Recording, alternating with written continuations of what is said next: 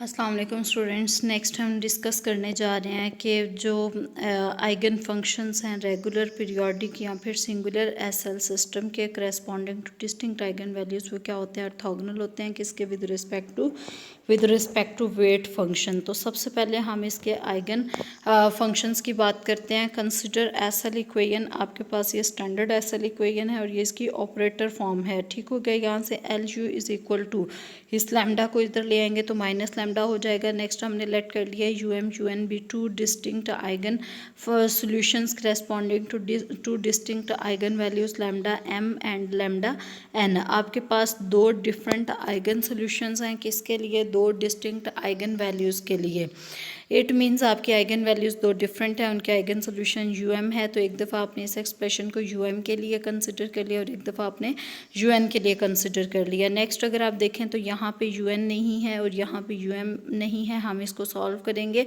First वाले को आपने यू एन से मल्टीप्लाई करवाया, सेकेंड वाले को आपने यू एम से मल्टीप्लाई किया, उसके बाद आपने दोनों का ले लिया डिफरेंस लेने के बाद जो आपके पास R of X U M जहाँ से कॉमन आ रहा था आपने ले लिया कॉमन।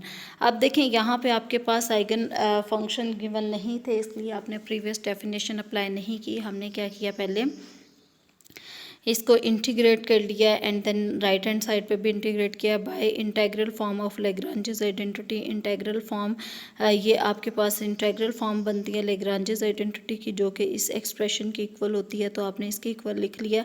यहाँ से अगर आप देखें तो लैम्डा एन और लैम्डा एम जो है वो दोनों क्या हैं, कॉन्स्टेंट हैं, तो आपने यहाँ से इन दोनों को बाहर निकाल लिया। ठीक हो गया। यहाँ से आपने इन दोनों को बाहर निकाल लिया, सेपरेट कर लिया और राइट हैंड साइड पे आपने अपर लिमिट पुट की और फिर लोअर लिमिट पुट की। जैसे प्रीवियस क्वेश्चन में आपके पास रियल आइगन वैल्यूज़ वाला क्वेश्चन था, वहाँ पे 3 केसेस बन गए थे। सबसे पहले रेगुलर एसएल इक्वेशन के लिए, रेगुलर एसएल इक्वेशन में आपके पास ये वाली कंडीशंस हैं, इनको आपने सबसे पहले इक्वेशन 2 और 3 को सॉल्व कर लेना है। यहाँ से आपने कौन सा एक्सप्रेशन फाइंड आउट करना है, ये वाला, पहले ये वाला फाइंड आउट करना है, फिर ये वाला फाइंड आउट करना है और उसके बाद इक्वेशन नंबर 1 में इन वैल्यूज़ को रिप्लेस कर देना है। रिप्लेस करने के बाद आप देखेंगे कि दोनों क्या हो जाएंगे, ज़ीरो हैं। इट मीन्स ये भी क्या हो गया, ज़ीरो हो गया।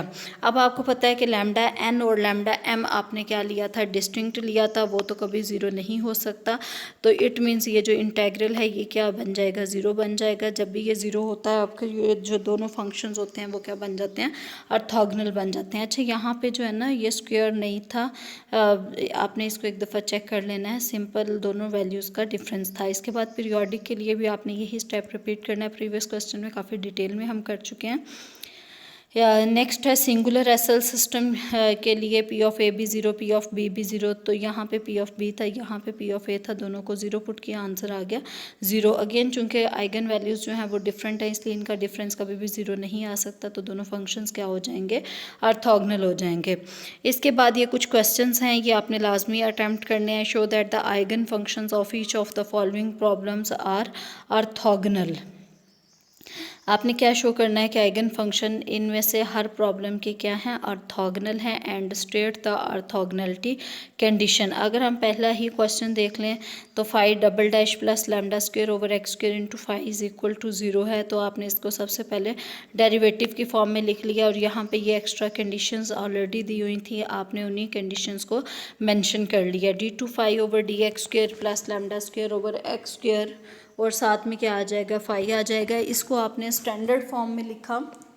स्टैंडर्ड फॉर्म में हमने इसको किस तरीके से लिखा है कि जो आपने प्रीवियस मतलब ऑलमोस्ट स्टार्टिंग लेक्चर्स में पढ़ा था कि यहाँ पे आपने इसको पी ऑफ एक्स होता है, यहाँ पे क्यू ऑफ एक्स होता है, तो अगर आप इसको कंपेयर करें तो पी ऑफ एक्स 1 आ गया और क्यू ऑफ एक्स 0 आ गया। तो इसके बाद आपने क्या किया कि एल फाई प्लस, मतलब इस पूरे को हमने एल का नाम दिया था, नॉर्मली जो एसएल ऑपरेटर था इसको हमने एल लिख लिया, बाहर वाला फाई एज इट इज़ लिख दिया, plus lambda square over X square into 5 is equal to 0। It means जो एल फाई आ जाएगा वो आपके पास कुछ इस तरीके से आ जाएगा। आपने क्या शो करना था कि इनके जो आइगन फंक्शंस हैं वो क्या हैं, ऑर्थोगोनल हैं। ठीक हो गया। अगेन हमने जिस तरह से एसएल सिस्टम वाला सॉल्व किया है, इसके हमें आइगन फंक्शंस गिवन नहीं है, हमने खुद से लेट कर लिए। Let phi M and phi N be two eigen solutions corresponding to two distinct eigen values lambda M and lambda N respectively. तो सबसे पहले आपने क्या किया कि इसमें पहले फाई की जगह पे फाई एम को पुट किया, तो लैम्डा की जगह पे लैम्डा एम आ जाएगा, क्योंकि ये जो आइगन फंक्शन है ये लैम्डा एम के लिए है। दूसरी में आपने क्या किया, इसी तरह से कंडीशंस भी पहले वाली फाई एम वाली फॉर्म में चल जाएंगी और दूसरे वाली फाई एन वाली फॉर्म में चल जाएंगी। नेक्स्ट हमारे पास था इसको सॉल्व करना बाय यूजिंग लेग्रांजेस आइडेंटिटी। तो लेग्रांजेस आइडेंटिटी बनाने के लिए इसको आपने फाई एन से मल्टीप्लाई किया और 4 वाले को आपने फाई एम से मल्टीप्लाई किया, देन आपने सब्ट्रैक्ट किया। सब्ट्रैक्ट ही आपने हमेशा क्यों करना है, क्योंकि लेग्रांजेस आइडेंटिटी की जो स्टैंडर्ड फॉर्म है उसमें सब्ट्रैक्शन है, तो इसलिए आपने उसको फॉलो करते हुए इसको किया सब्ट्रैक्ट। यहाँ से आपके पास ये आइगन वैल्यूज़ कॉमन आ जाएंगी, ये आइगन वैल्यूज़ आ जाएंगी, उसके बाद ये दोनों का कॉमन एक्सप्रेशन आ जाएगा, वो आपने लिख लिया। नेक्स्ट हमने इसको इंटीग्रेट किया। अब अगर आप इस इंटरवल की बात करें तो आपके पास पहली वैल्यू 1 के लिए थी और सेकेंड वैल्यू 2 के लिए थी, तो इंटरवल कहाँ से कहाँ तक आ गया, 1 से लेके 2 तक। By integral form of Lagrange's identity, तो चूँकि ये इंटेग्रल फॉर्म है किसकी, लेग्रांजेस आइडेंटिटी की, और ये इस एक्सप्रेशन की इक्वल होती है। अगेन हमने इसकी वैल्यू को पुट किया, इज इक्वल टू इसके इक्वल लिखा। इसके बाद हमने क्या किया, इसके बाद हमने एक दफ़ा अपर लिमिट पुट की, लोअर लिमिट पुट की और इसको किया सिंप्लीफाई फ्रॉम 2, 3, 5 एंड 6। अब इनकी जो जो वैल्यूज़ थी फाई एम डैश ऑफ 2, अभी आपने देखा वो 0 के इक्वल है, फाई एन डैश ऑफ 2 0 के इक्वल है, मतलब जो जो वैल्यूज़ 2, 3, 5 और 6, एक बार इक्वेशन देख लें, ये 2 है, 2, 3, 5 और 6, मतलब जो भी बाउंड्री कंडीशंस थी उनको यूज़ करते हुए हमने इनकी वैल्यूज़ को रिप्लेस किया, तो आपका आंसर क्या आ जाएगा, 0 आ जाएगा। मतलब लेफ्ट हैंड साइड पे 0 बन जाएगा और राइट हैंड साइड पे कुछ इस तरीके से एक्सप्रेशन बन जाएगा। नेक्स्ट हमें ये पता है कि ये दोनों आइगन वैल्यूज हमने इक्वल नहीं ली, तो इट मीन्स जो रिमेनिंग एक्सप्रेशन है वो क्या बन गया, 0 आ गया। So eigen functions phi M and phi N are orthogonal with respect to the weight function. अब अगर आप इसको स्टैंडर्ड फॉर्म से कंपेयर करें तो वो क्या थी कि अगर आपके पास यू एम है, यू एन है, तो रिमेनिंग जो भी होगा वो क्या है, आर ऑफ एक्स है। तो यहाँ पे अगर आप देखें तो आपके पास यू एम की जगह पे फाई एम है, यू एन की जगह पे फाई ऑफ एन है, और जो रिमेनिंग है वो 1/x² है, इसको आपने आर ऑफ एक्स का नाम दे दिया। नेक्स्ट क्वेश्चन भी इसी पैटर्न पे है, सेम इन्हीं स्टेप्स को फॉलो करते हुए इसके रिमेनिंग पार्ट्स होंगे, इसमें कोई इशू नहीं होगा। फिर भी अगर आपको कोई इशू हुआ तो आप पूछ लीजिएगा। स्टैंडर्ड फॉर्म में कन्वर्ट करना आपने स्टार्टिंग वाले लेक्चर्स में देखा था। इसके बाद नेक्स्ट एग्जाम्पल है, the problem is not regular SL, the problem is not regular SL problem why, show that the eigen functions are not orthogonal. वो कह रहे हैं कि ये जो एसएल प्रॉब्लम है ये रेगुलर नहीं है, आपने इसकी रीज़न बतानी है क्यों नहीं है, कौन सी कंडीशन को वायलेट कर रहा है, और उसके साथ ये एक्स्ट्रा कंडीशंस मौजूद हैं। Since is involved in the boundary conditions which is illegitimate, so the problem is not regular। ठीक हो गया।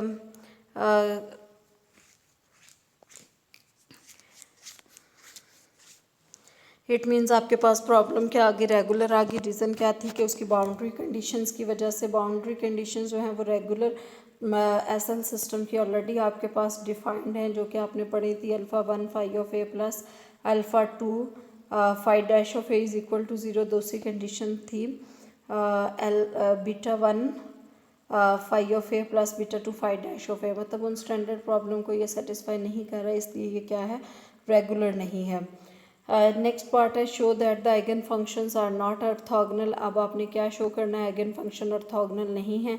सेम उन्हीं स्टेप्स पे जिन पे अभी आपने प्रीवियस क्वेश्चन किया है उन्हीं को फॉलो करते हुए ये वाला क्वेश्चन भी उन्हीं स्टेप्स पे हो जाएगा। नेक्स्ट हमारे पास है नॉर्म ऑफ ए फंक्शन। ये आपने फंक्शनल एनालिसिस में शायद पढ़ ली होगी या फिर अभी पढ़नी होगी, तो हम इसको देख लेते हैं। किसी भी फंक्शन का नॉर्म क्या होता है, the norm of a function phi of X over A B closed interval with respect to weight function are of X over A comma B is defined as. Phi of x norm किसके equal आएगा, integral A to B phi of x mod square are of x D X और इसका whole square.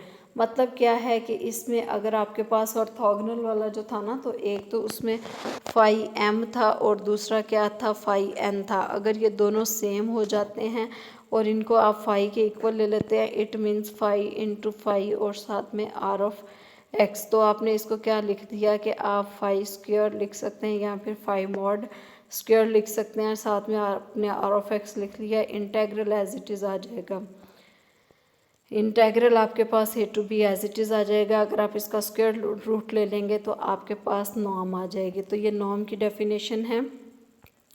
Example है, find the norm of the following functions over 0, pi with respect to the weight function are of X is equal to 1। तो सबसे पहले phi of x मौजूद है, sine x मौजूद है, तो नॉर्म का अपने स्टैंडर्ड जो भी फार्मूला पड़ा है वो वाला फार्मूला अप्लाई कर लेना है। Phi of x norm is equal to integral 0 to pi phi of x mod square are of x D x आ जाएगा। आर ऑफ एक्स की वैल्यू क्या है, 1 आपने रिप्लेस कर दी। फाई ऑफ एक्स की वैल्यू आपने साइन एक्स रिप्लेस कर दी। साथ में क्या आ गया, मॉड स्क्वायर, तो ऊपर इसका स्क्वायर आपने ले लिया, तो साइन स्क्वायर एन एक्स। आपको पता है इसका कोई भी डायरेक्ट इंटेग्रल का फार्मूला मौजूद नहीं है, तो आपने अगेन 2 से मल्टीप्लाई और डिवाइड किया स्क्वायर रूट साइन के अंदर ही। तो ऊपर क्या बन गया, 2 साइन स्क्वायर एन एक्स, मतलब 2 साइन स्क्वायर थीटा वाली फॉर्म बन गई। तो आप इसको लिख सकते हैं 1 माइनस कॉस 2 एन एक्स, मतलब जो फंडामेंटल ट्रिग्नोमेट्रिक आइडेंटिटीज़ आपने पढ़ी हुई हैं। अब ये एक एक्सप्रेशन बन गया है जिसका आप इंटेग्रल इजीली फाइंड आउट कर सकते हैं। तो आपने इस पर इंटेग्रल अप्लाई कर दिया, उसके बाद अपर लिमिट अप्लाई किया and then lower limit apply की। तो इस तरीके से आपके पास नॉर्म आ गया। और यहाँ पे आपके पास साइन 2n पाई आया था। आपको पता है 2 पाई का कोई भी मल्टीपल लें तो उसका साइन क्या आता है, 0 आता है। नेक्स्ट क्वेश्चन सेम इसी पैटर्न पे कॉज के लिए है। कॉज के लिए प्लस वाला साइन वाली आइडेंटिटी आ जाएगी, सिर्फ इतना सा फ़र्क है। नेक्स्ट है हमारे पास orthonormal set of functions. A set of functions phi n of x with n from 1 to 3 and so on, this defined on a comma b is said to be orthonormal system with respect to weight function r of x defined on a comma b if orthonormal system के लिए आपके पास ये condition होना। अच्छा, इससे पहले आपने orthogonal system पढ़ा था।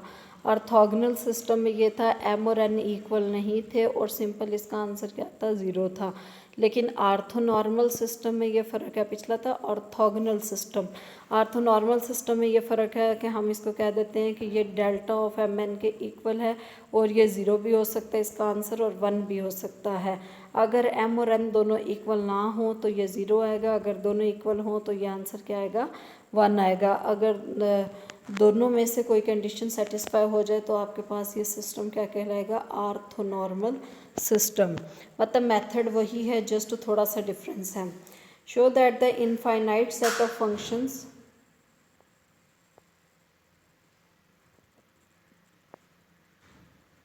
आपने क्या शो करना है कि show that the infinite set of functions, मतलब ये वाले जो फंक्शंस हैं ये क्या बनाते हैं, वेट फंक्शन आपके पास with respect to weight function are of x 1 मौजूद है, इंटरवल 0 to पाई मौजूद है, form an orthonormal system.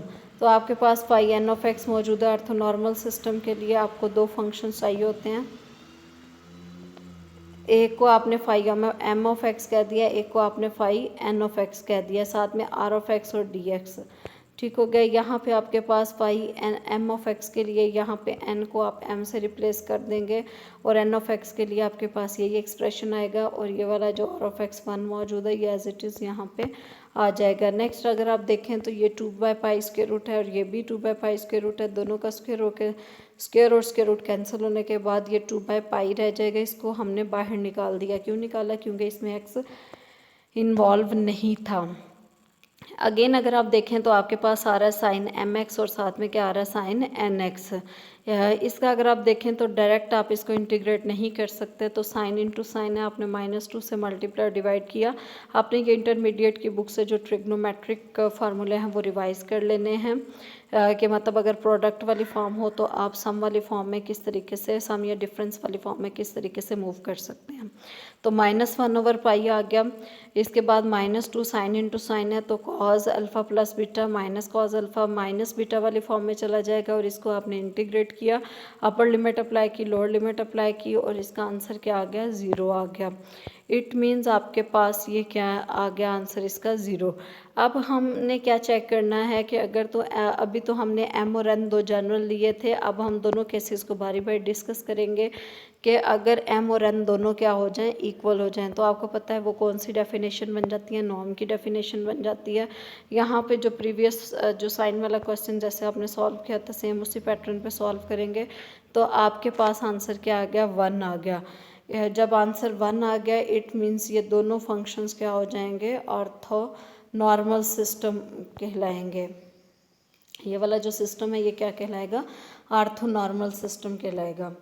Next question है हमारे पास, find the eigenvalues and eigen functions of the SL problem. मतलब ये जो एसएल प्रॉब्लम है इसके आपने आइगन वैल्यूज़ और आइगन फंक्शंस फाइंड आउट करने हैं। इसको आपने एक दफ़ा अच्छे तरीके से देखना है स्टेटमेंट को और इसके प्रोसीजर को, इसको हम नेक्स्ट लेक्चर में करेंगे। ओके स्टूडेंट्स, अल्लाह हाफिज़।